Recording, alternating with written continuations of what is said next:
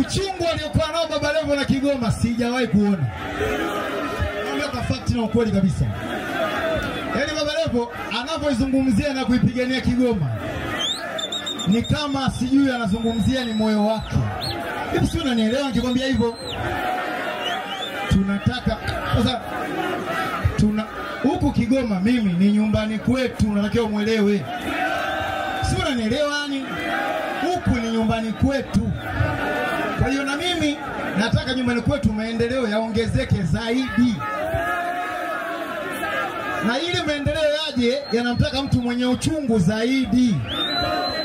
Huyu Baba Levo ana uchungu na Kigoma zaidi.